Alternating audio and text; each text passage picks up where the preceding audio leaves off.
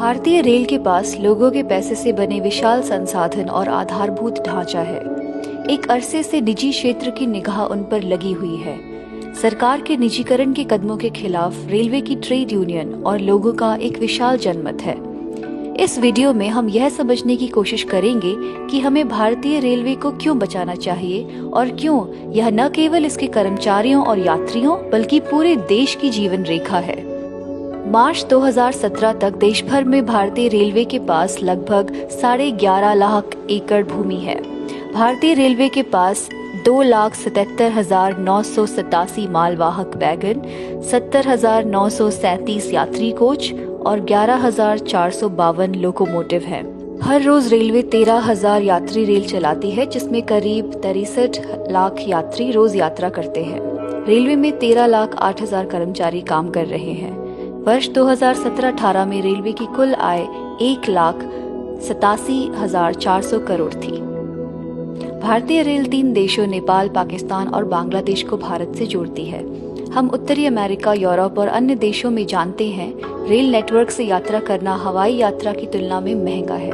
भारतीय रेल गरीब और मध्यम वर्गीय आबादी को सब्सिडी देकर सस्ती यात्रा करवाती है।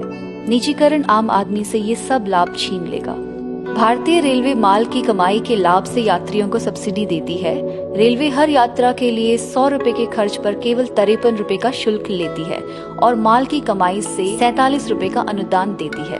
इसके अलावा वरिष्ठ नागरिकों की रियायत, मरीजों की रियायत, छात्रों, युवाओं, किसान, मीडिया वाले लोगों की रियायतें आदि सहित 55 रियायतें दी जाती हैं। निजीकरण के कारण स्टेशनों पर लाखों दुकानदार अपना रोजगार खो देंगे। CAG के अनुसार AC 3 टायर और AC चेयर कार को छोड़कर सभी श्रेणियों में नुकसान हो रहा है। मोदी सरकार ने 2025 से पहले 500 निजी गाड़ियां चलाने का प्रस्ताव दिया है। निजीकरण की प्रक्रिया के तहत मार्च 2023 तक 109 मार्गों पर 151 ट्रेनें होंगी। इन निजी ट्रेनों में केवल AC 3 टायर और AC चेयर कार होंगी जो लाभ कमाती हैं। निम्न और मध्यम वर्ग के लोगों के लिए सामान्य द्वितीय श्रेणी या स्लीपर क्लास नहीं होगी। निजी कंपनियों को अपनी दरें तय करने की स्वतंत्रता होगी। यात्रियों के लिए कोई रियायत उपलब्ध नहीं होगी। एक शर्त यह भी है कि भारतीय रेल निजी ट्रेनों से 1 घंटे पहले या बाद में कोई ट्रेन नहीं चलाएगी। हालांकि वे घोषणा करते हैं कि निजी ट्रेनें 160 किलोमीटर प्रति घंटा की रफ्तार से चलेंगी, पर समय सारणी में उनके पास केवल 50 से 80 किलोमीटर प्रति घंटे की रफ्तार से चलने का समय है और ये भी सभी लाभ कमाने वाले मार्ग होंगे। रेलवे केवल घाटे के मार्गों पर चलेगी। सारा लाभ निजी क्षेत्र को जाएगा और भारतीय रेलवे को सारा नुकसान। इसके अलावा 2025 तक 30% मालगाड़ियों को निजी क्षेत्र को सौंप दिया जाएगा। इस तरह भारतीय रेलवे के पास कुछ मालगाड़ियां और घाटा उठाने वाली यात्री गाड़ियां ही रह जाएंगी।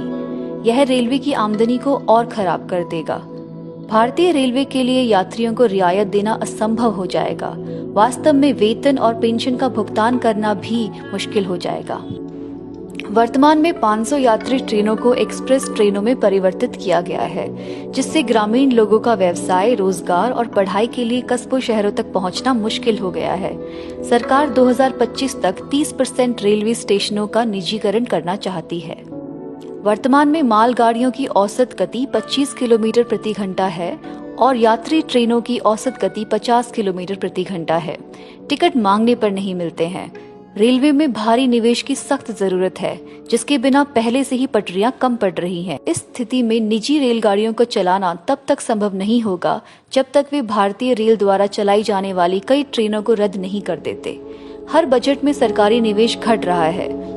घोषणा तो 50 लाख करोड़ के निवेश की हुई, लेकिन यह वर्ष 2019-20 में घटकर केवल 3,70,000 करोड़ रह गया। निवेश की भारी कमी और उपेक्षा से बुनियादी ढांचे का विनाश होता है और रेलों का पटरियों से उतरना और दुर्घटनाएं बढ़ती हैं। भारतीय रेलवे का उद्देश्य इस देश की आम जनता के लिए सस्ती कीमत पर तेज और सुरक्षित ट्रेनें चलाना है। मौजूदा मार्गों में निवेश की उपेक्षा और निजीकरण की वर्तमान नीति ही इस मकसद को डावाडोल कर सकती है। अन्य देशों के अनुभव से पता चलता है कि निजीकरण रेलवे को अस्थिर करने की ओर जाता है। वास्तव में कई देशों में रेलवे का दोबारा राष्ट्रीयकरण हो रहा है। भारतीय रेलवे में 2.4 लाख SC कर्मचारियों और 1 लाख ST कर्मचारियों के साथ 12.2 लाख स्थायी कर्मचारी काम करते हैं। यदि निजीकरण किया जाता है तो ये स्थायी रोजगार के अवसर और सामाजिक न्याय बुरी तरह से प्रभावित होंगे। पहले से ही निजीकरण के दबाव में रेलवे ने 3 लाख रिक्तियों का 50% समर्पण किया है, यानी 1.5 लाख नौकरियां खत्म कर दी हैं। इसने 1.3 लाख उम्मीदवारों की भर्ती प्रक्रिया को भी रोक दिया है। इसने कर्मचारियों और पेंशन भोगियों के लिए महंगाई भत्ते को स्थिर करने का निर्णय लिया है। प्रोत्साहन बोनस और रनिंग अलाउंस में कटौती के अलावा यात्रा भत्ता में 50% की कटौती भी कर दी है। निजीकरण से कर्मचारियों के वेतन और पेंशन पर भी असर पड़ेगा। जिस तरह से BSNL और एयर इंडिया प्रभावित हुए, उसी तरह निजीकरण रेलवे को भी उजाड़ देगा। देश के हित में आम लोगों, कर्मचारियों और मजदूरों को रेलवे के विनाश के खिलाफ लड़ाई में एकजुट होना होगा। रेलवे बचाओ, देश बचाओ, सार्वजनिक क्षेत्र को बचाओ, भारत बचाओ।